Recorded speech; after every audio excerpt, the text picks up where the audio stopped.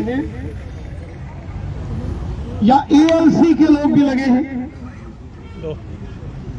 RBA के लोग लगे हैं, एसटी के लोग लगे हैं, शेड्यूल्ड ट्राइब्स के,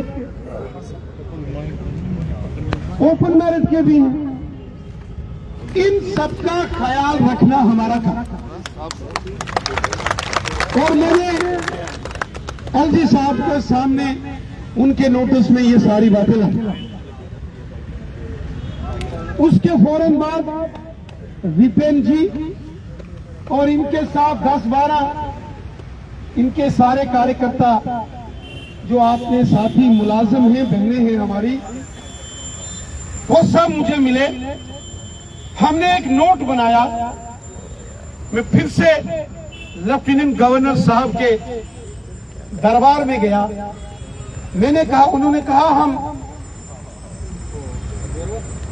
चाहे पीएम पैकेज में लगे कश्मीरी पंडित हमारे भाई बहन हो, नॉन पीएम पैकेज में लगे हो, या जो रिजर्व कैटेगरीज में अलग अलग डिस्ट्रिक्ट्स में लगे हैं जम्मू रीजन के, हम उनके जेन्युइन कंसर्न्स को हल करेंगे। इसको लेके गवर्नर साहब ने मुझे आश्वासन दिया। मेरे साथियों, कभी कभी आप लोगों को मेरी बात पर गुस्सा आता होगा। बहन हमारी ने भी थोड़ा,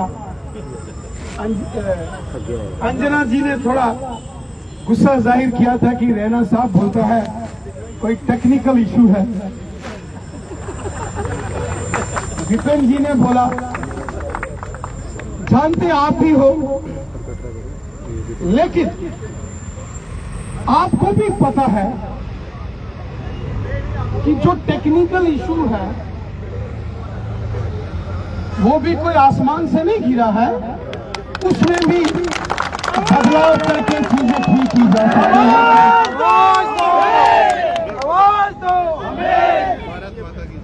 इसलिए जब मैं टेक्निकल इशू बोलता हूं तो इसका मतलब ये नहीं है कि आपका मसला हम हल नहीं करेंगे।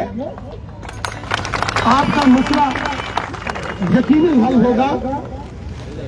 हमारे मुल्क के ऑनरेबल होम मिनिस्टर जनाब अमित शाह साहब जब 3 दिन के दौरे पर जम्मू कश्मीर में आए थे,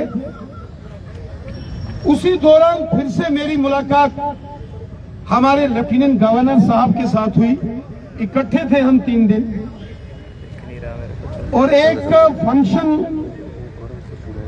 से बाहर निकलते हुए मैंने एलजी साहब को बोला, जनाब अब मोहतरम होम मिनिस्टर साहब जब जाएंगे वापस दिल्ली, और हम रजौरी, पुंछ और बारामूला, कुपवाड़ा, बांडीपुरा, श्रीनगर से होते हुआ जब मैं वापस जम्मू जाऊंगा और बाबा साहब भीमराव अंबेडकर जी के चौक से निकलूंगा, तो मेरे भाई बहन जो वहां बैठे हैं, जो इंतजार कर रहे हैं मेरा, मैं उनको क्या जवाब दूंगा, मुझे इसका जवाब दो। और मैंने लेफ्टिनेंट गवर्नर साहब को रिक्वेस्ट की, और लेफ्टिनेंट गवर्नर साहब ने इस बात को माना कि इंटर डिस्ट्रिक्ट रिक्रूटमेंट की जो पॉलिसी है, ये गवर्नर साहब ने भी इस बात को माना है कि उसमें बहुत सारे टेक्निकल फ्लॉज हैं जो हमको ठीक करने हैं, ये उन्होंने माना।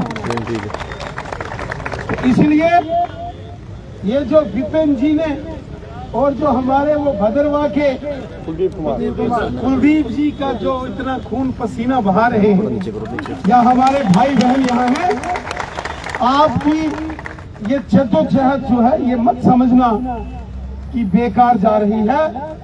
एक एक आवाज आपकी, एक एक नारा आपका वो सरकार तक पहुंच रहा है, और सरकार इस पर बड़ी गंभीरता से विचार कर रही है, जैसा कि मेरी बात गवर्नर साहब से हुई। साथियों, मैं चाहता हूं कि आपकी जितनी डिमांड्स हैं उनका समाधान होना चाहिए। आप सब पढ़े लिखे लोग हो, सियाने लोग हो, मेरा ठीक है। नौकरी आपको जो मिली है आपकी मेहनत के बल पर और हमारे कानून के मुताबिक आपको मिली है, इसमें कोई दो राय नहीं। रूल्स रेगुलेशन जो फ्रेम किए उनमें आप फॉल करते थे, आप मेहनती हैं, हाईली क्वालिफाइड हैं और आपने परफॉर्म भी किया है। लेकिन हालात ऐसे बन गए, आमने सामने गोलियां चलना शुरू हो गई, निशाने पर लिया गया, चुन चुन कर निशाने पर लेने की कोशिशें हुई और उस वक्त आपने बुलंद आवाज अपनी बना ली और इकट्ठे हो गए कि आपने जो किया वो बहुत सही किया। ठीक सर, जिस पैकेज का इन लोगों ने इंतजार किया वो इन्हें कब तक मिलेगा? जी जी सर। और इसलिए आपकी जो भी डिमांड्स हैं उनका जल्द समाधान हो, जल्दी हल हो। आपकी आवाज में बुलंद आवाज बन के रविंदर रैना भी आपके साथ खड़ा। रैना जी आगे बढ़ो। रही बात सैलरीज की, कल ईद का दिन है और चंद रोज के बाद दिवाली आ रही है और हमारी जो बहनें हैं इनका एक बड़ा पवित्र व्रत इसी महीने में आ रहा है। करवा चौथ, मैं टिक्का आज ही माननीय चीफ सेक्रेटरी साहब से और गवर्नर साहब से बात करता हूं और ये जो सैलरी है ये तुरंत रिलीज हो, इसके लिए अभी तुरंत इधर बैठे बैठे ये सारी बात होगी। मैं आपको विश्वास देता हूं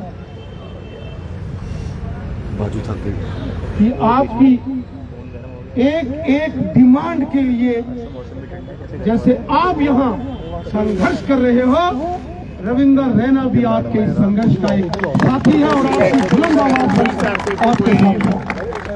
और जल्दी खुशखबरी मिलने वाली है आपके माध्यम से, क्योंकि आप पर विश्वास है। 130 दिन से बैठे कोई यहाँ पर पधारा नहीं, पर आप जरूर आए हैं। अब हर एक गरीब जनता की आवाज बनना। देखिए, ये सारे हमारे भाई बहन कश्मीर के अंदर ये पहले काम करते थे। ऑल रिजर्व कैटेगरीज के जो हमारे जम्मू के एम्प्लॉइज हैं, चाहे हमारे एससी समाज से हैं, गद्दी सिप्पी हैं, एएलसी के हैं, आरबीए के हैं, वो अदर सोशल कास्ट के हैं, जितनी भी रिजर्व कैटेगरीज के हमारे भाई बहन हैं जो कश्मीर में इंटर डिस्ट्रिक्ट रिक्रूटमेंट के तहत लगे, इन्होंने काम किया है 15 साल और 15 सालों में इन्होंने कभी ये नहीं कहा कि हमको वहां से निकालो। लेकिन जब सुरक्षा के हालात वहां गड़बड़ाए गए और चुन चुन कर इनको निशाना बनाने की कोशिश की, तो जिंदगी से बड़ा क्या होता है? जिंदगी से बड़ा कुछ नहीं होता है। सैलरी का इंतजार मैंने माननीय लेफ्टिनेंट गवर्नर साहब से और रिजर्व कैटेगरीज जो कश्मीर के अंदर इंटर डिस्ट्रिक्ट रिक्रूटमेंट के तहत लगे हैं उनका सारा विषय पहले भी उठाया और अभी माननीय गृह मंत्री जी के टूर के दौरान भी मैंने लेफ्टिनेंट गवर्नर साहब से बात की है। मैं चाहता हूं कि इस रिक्रूटमेंट पॉलिसी में यकीनन अमेंडमेंट होना चाहिए।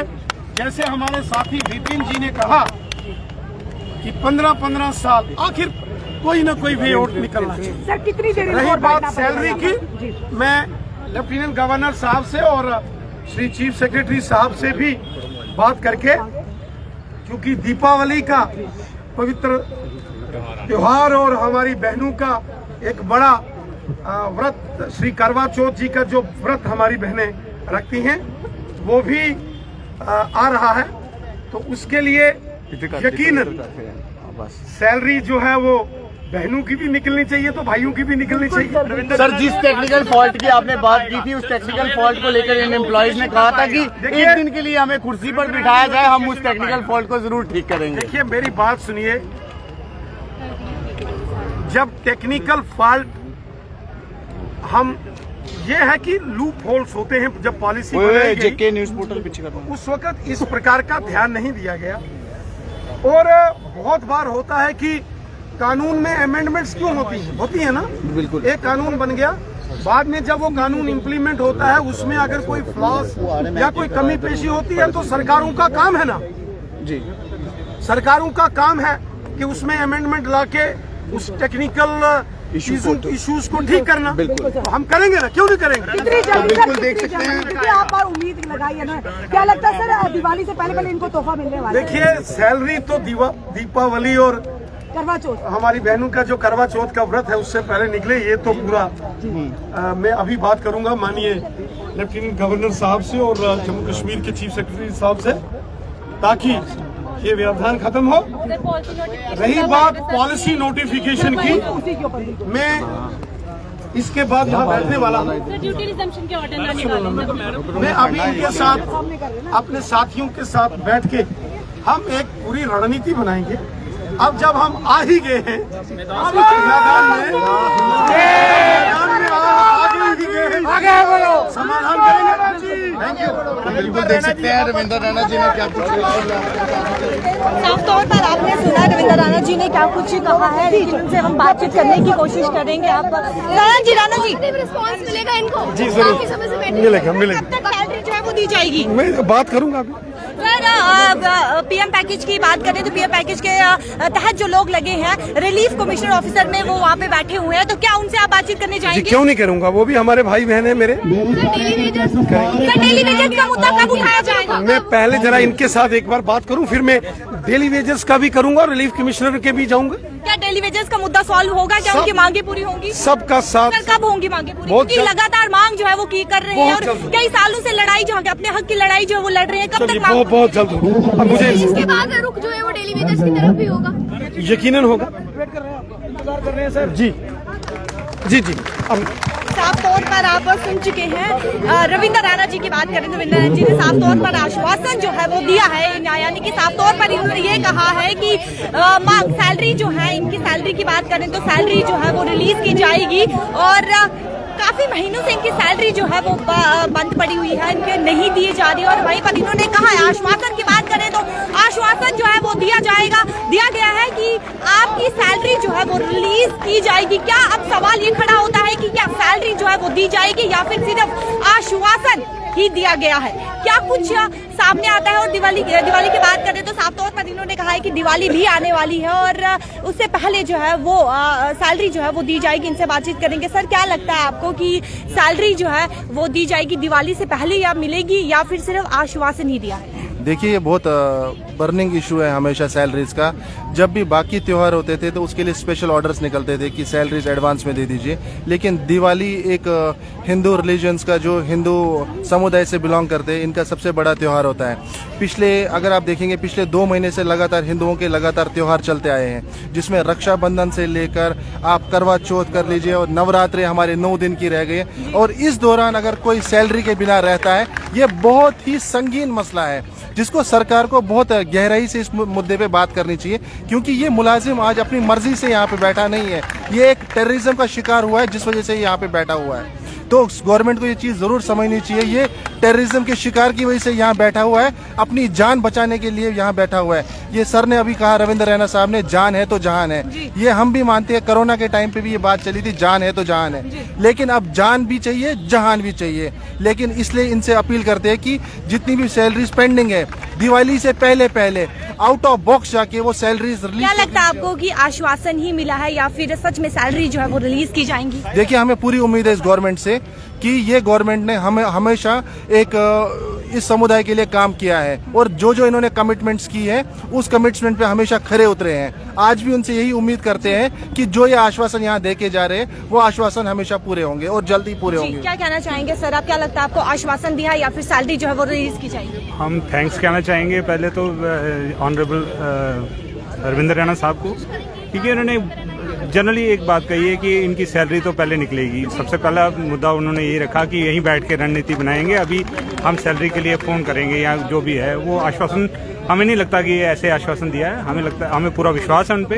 हम कोशिश करेंगे कि यहाँ इनकी जो इन्होंने बात कही है वो अभी के अभी पूरी हो जाए, बस हम ये कहते हैं। साफ तौर पर आप सुन चुके हैं रविंद्र राणा जी की बात करें तो उन्होंने ये साफ तौर पर कहा है कि सैलरी जो है वो रिलीज की जाएगी, दिवाली से पहले सैलरी जो है वो रिलीज की जाएगी। रविंद्र राणा जी का साफ तौर पर कहना है और उन्होंने क्या कुछ कहा। और वहीं पर हमने बात की थी पीएम पैकेज जो कि रिलीफ कमिश्नर ऑफिस में इस वक्त बैठे हुए, क्या उनसे वो मिलने जाएंगे? नहीं, साफ तौर पर उन्होंने कहा है कि जरूर उनसे भी मिलने जाएंगे। और आपको फिर एक बार हम तस्वीरें दिखाना चाहेंगे कश्मीरी पंडित एम्प्लॉयज जो लगातार अपनी मांग जो है वो कर रहे हैं। और सैलरी की बात करें तो सैलरी जो है इनकी काफी समय से बंद थी और वहीं पर रविंद्र राणा जी ने इनसे साफ तौर पर इनसे कहा है कि सैलरी जो है वो रिलीज की जाएगी। अब आप इसको किस तरीके से लेते हैं, अब आपकी क्या कुछ राय है? क्या लगता है आपको कि आश्वासन दिया है या फिर सैलरी रिलीज की जाएगी?